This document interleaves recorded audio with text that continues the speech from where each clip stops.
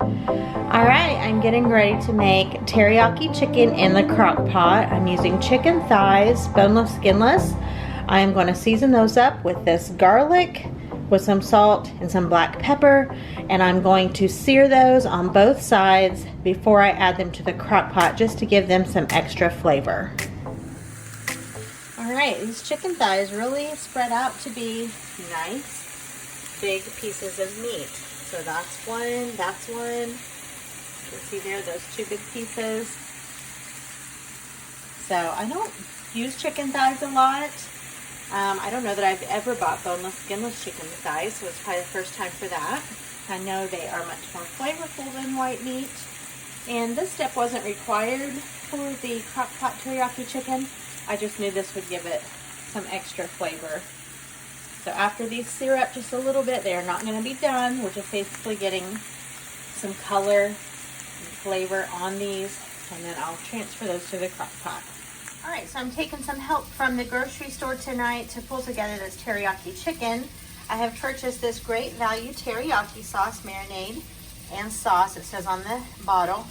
I opened it up and sampled it just to kind of see what I was working with, and it is extremely salty. So I'm not going to use a whole lot of that. And then in addition to that, I'm going to use some honey. This is the raw buckwheat honey. And then I'm going to sprinkle in just a little bit of red pepper flakes. I'll leave those sitting out tonight for everyone to add their level of heat to their particular meal. All right, so to the bottom of the crock pot, I put just a little bit of the teriyaki sauce, maybe a couple tablespoons. And then look at what a pretty color this chicken has now, just from searing it on the pan. And then I'm going to put just a hair more of the teriyaki sauce.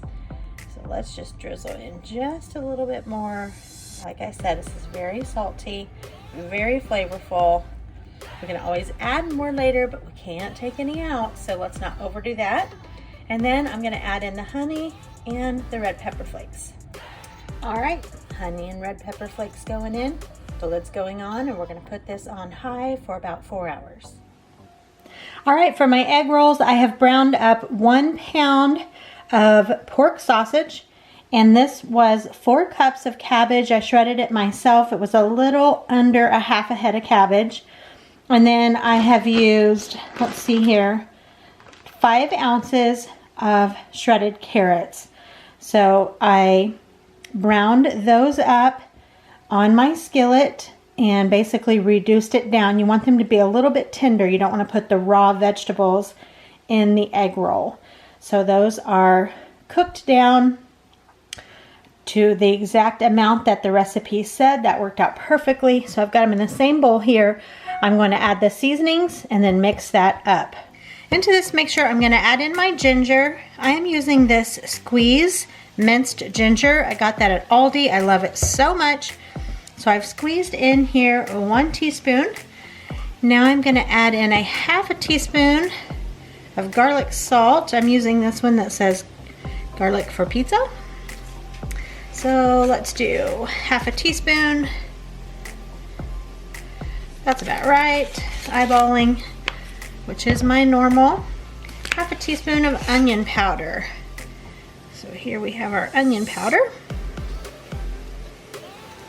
And after the onion powder, a half a teaspoon of salt. A little salt box.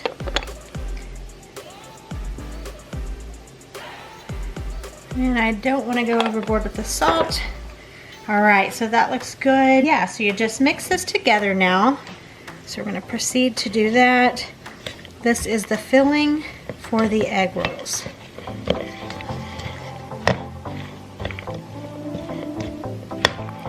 So get that seasoning distributed throughout.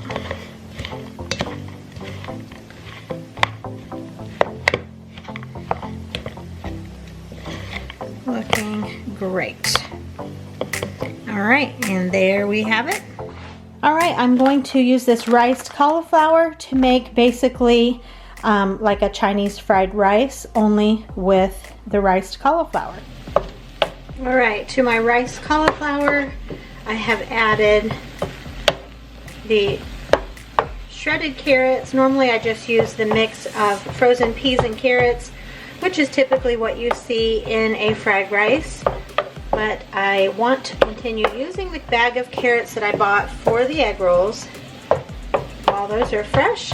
And so this is just going to have a little bit of a different look than typical fried rice, and I'm okay with that. I don't think I'm adding onions this time around. I think I'm going to do actually green onions on the top, but I mean white onions in this mix I am not going to do. So let's see what else we're going to add here. Alright, to this I'm going to put a sprinkle of garlic powder. And I'm going to put just a little bit of the ginger.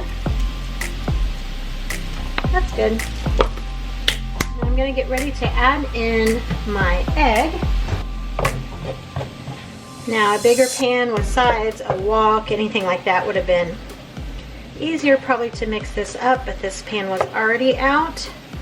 I just have to slow down a little bit when I'm doing this, and this pan works just fine. So as you do with fried rice, in the center you create a little well, at least this is what I do. Put in my egg and let that start frying. I'm not going to add any additional salt because this does have some soy sauce, and that is plenty salt enough. We have some pepper going, and we just scramble the egg.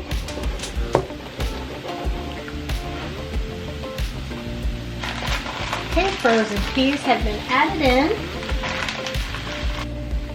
We will work that egg in with the rest of the cauli rice, and then right before serving, I'm going to top with green onions. How's that? Looks like fried rice. I said in my grocery haul, which you haven't seen, if you haven't seen that, I can link that below. I made this last week for, it was like a prep for lunches. I ate it for 2 days, half one day and half the next day. And this was such a delicious lunch, very fulfilling. Felt like I was eating fried rice for a fraction of the calories. You can't beat that. You guys, this chicken is amazing. I want to take it out of the crock pot and look at this. Oh my word, this is fabulous, and I'm so glad I put the sear on it in my pan instead of just putting it in the crock pot. Look at this piece. Oh my word. So I'm just gonna, obviously not gonna have too much muscle power to break this up, but that's what I'm gonna do, and I'm gonna get it back in the broth. I just used this cornstarch, and I used a heaping tablespoon with about 1/4 cup of water, and I thickened up the broth that's left in my crock pot, and that's what this is going to go back into. It also cooked faster than I anticipated, so keep an eye on that. Those of you that use chicken thighs regularly probably already know the drill. But this cooked a little quicker than I thought. I'm very, very pleased with this. I see chicken thighs in my future more often. James will be thrilled. And, well, not thrilled. He's not a huge chicken lover, but if he's gonna eat chicken, he wants to eat a chicken thigh, so he will like that. Let's see, what else was I gonna say? And I'm just gonna keep it on keep warm setting in my crock pot until it's dinner time. So, super happy with this.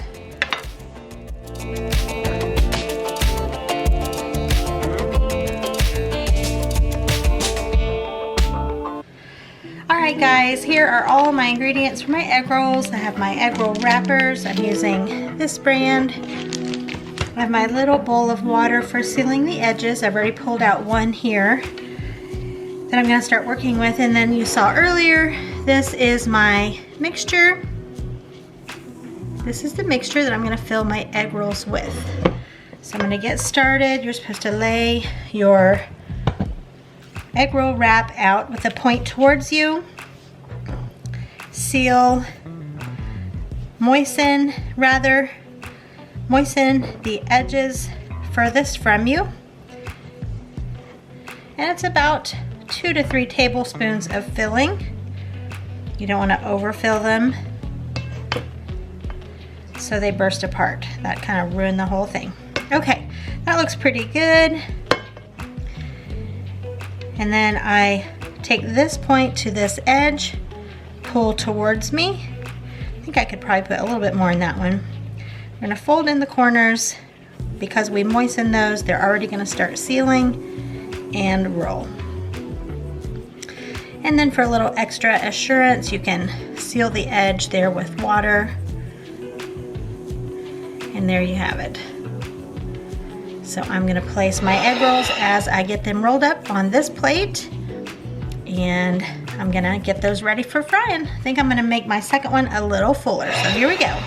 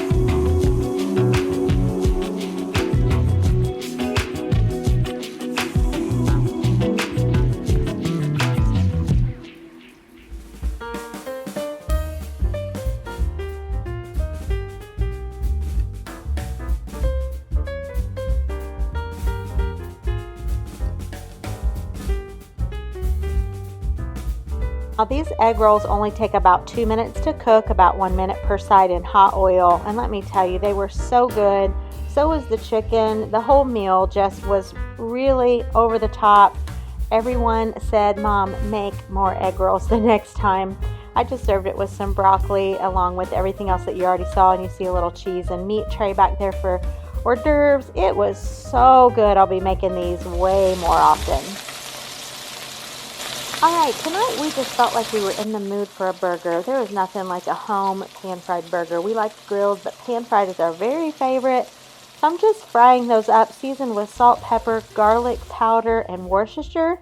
I just browned up my buns with some butter in my skillet. And you see my foil laid out here because I'm going to do something a little bit different tonight. I don't normally do this, but I decided I wanted to do something a little different. So here's some toppings, some various cheeses. That way we can just dress the burger just however we want to when we are ready to build it. We've got some pickles there in my 1970s Tupperware. I love that thing so much, thanks to my mother-in-law. So as you can see here, I am putting my toasted buns on my foil, topping those with my delicious burger and with my cheese. And then I'm going to start putting all the good stuff on it. I am pretty typical when it comes to burger. I like American cheese every time. I like onion every time. And I usually like some mayonnaise. And I usually go for regular mayonnaise. And then it just depends on if I want lettuce or pickle or ketchup or mustard. Tonight I'm just going all out. We're putting everything on there to make it so good. I didn't have any pickle slices or pickle chips, so I just diced up, or sliced up rather, what I had. So now that I'm putting the top on, I'll add the mayonnaise to the bottom, and then we're going to get this thing all put together. So the idea here is just to have the foil around the hot burger to let everything just kind of meld together so it all becomes warm, juicy, delicious. It did not disappoint, you guys. I felt like I was at like a drive-through joint or something where they serve burgers all wrapped up like that. So we love this meal. Burgers actually is one of our very favorite meals. It's so quick, and when you're doing it at home, it's a little bit healthier than if you're getting it at the restaurant, and it tastes 100 times better. So quick and easy, just some chips on the side.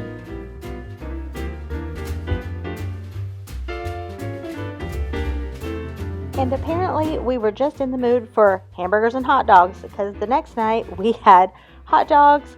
I can't remember on this night if I grilled them or pan fried them. We just served them with some chili and fixings on top and some chips. And the next night we just had spaghetti. That is a pile of spaghetti right there, people. Spaghetti, meat sauce, mozzarella sticks on the side with some toasted garlic bread. I want to thank you guys so much for watching this What's for Dinner video. Give it a thumbs up. Subscribe if you've not.